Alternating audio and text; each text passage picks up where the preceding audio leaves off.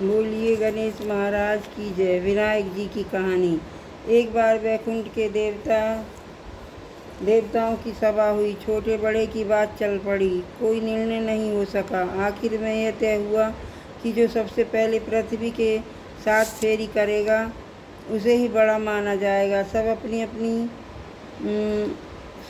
अपनी सवारी लेकर चल पड़े। गणेश जी का भारी शरीर और सवारी चूहे की।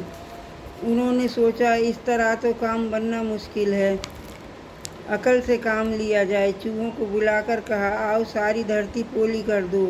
चूहे दौड़े दौड़े आए और बात ही बात में सारी पृथ्वी पोली कर दी। देवताओं के रथ धस गए। इधर गणेश जी ने अपने चूहे पर चढ़कर भगवान को चारों तरफ 7 फेरी लगा ली।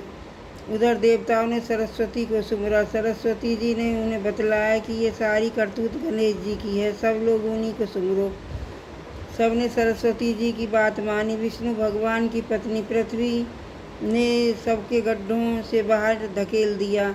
सब चलकर वैकुंठ में आ गए। देवता बोले, भगवान ये हमारे साथ क्या हो रहा है? सबने सबसे पहले कैसे पहुँचे? भगवान ने बताया कि जब मेरे में सारी त्रिलोकी है तब पृथ्वी कहाँ गई? इन्होंने 7 फेरी लगा ली और फिर आप लोगों ने भी तो संकट में इन्हीं को याद किया। भगवान की बात सबने मान ली और गणेश जी सबसे बड़े माने गए। हे महाराज गणेश महाराज, देवताओं का संकट काटा, उसी तरह सबका संकट काटना। कहते सुनते हुंकारा भरते बोले, गणेश जी महाराज की जय। लक्ष्मी माता की जय। लक्ष्मी गणेश का जोड़ा कभी नाहे तोड़ा। गणेश जी की फेरी के बारे में ऐसा भी कहा जाता है कि इन्होंने शिव पार्वती की फेरी लगाई। माता पृथ्वी रूप हैं और कई कहते हैं कि राम नाम लिखकर 7 चक्कर लगाएं। राम नाम की सबसे बड़ा माना गया है। एक मेंढक मेंढकी थे। मेंढकी सटक विनायक करते करते गणेश जी को सुमरती। मेंढक ने कहा, तू रोज पर पुरुष का नाम लेती है, आगे से यदि मेरे सामने गणेश जी का सुमरन किया तो लठ से मार दूंगा, तेरा सिर फोड़ दूंगा। मेंढक ने सुमरन को बंद कर दिया।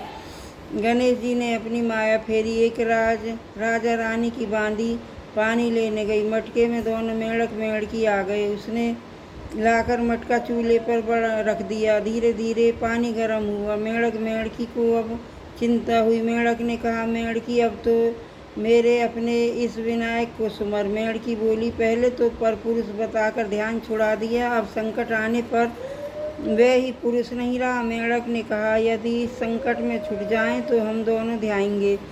विनायक जी ने देखा अब समय निकालने में कोई फायदा नहीं है, वे दोनों मरेंगे। रास्ते में 2 सांड लड़ रहे थे।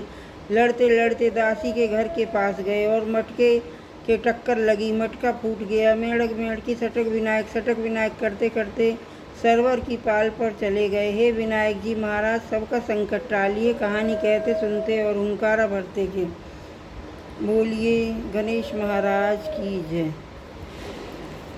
एक विनायक छोटा सा बालक चूंटी में चावल और चमची में दूध लिए कोई मेरी खीर कर दो, कोई मेरी खीर कर दो कहता फिरे। जिसके पास जाए वही ना हट जाए। कभी इतने में चावल दूध से खीर हुई है।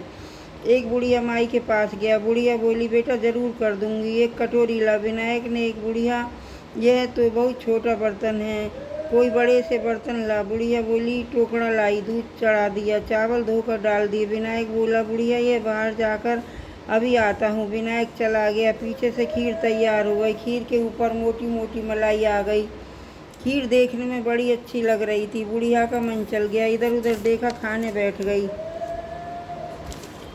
इधर उधर देखा, फिर 5 देवों के 5 पंजवाड़े अछूते निकालकर अपने लिए अलग लेकर किवाड़ की ओट में बैठकर खाने लगी। इतने में विनायक आया। बुढ़िया माई ने देखकर कहा, बेटा तेरे नाम का अछूता निकाल दिया है, मेरा तो मन चल गया, खाने बैठ गई। विनायक ने कहा, बुढ़िया माँ, मैं तो वासना का भूखा हूँ, तूने अछूता निकाल दिया तभी जीम लिया, भर पेट खा और बांट दे। इतना कहकर विनायक चला गया। बुढ़िया के सब बात का आनंद आ गया। बोलिए गणेश महाराज की जय। विनायक देवता की जय।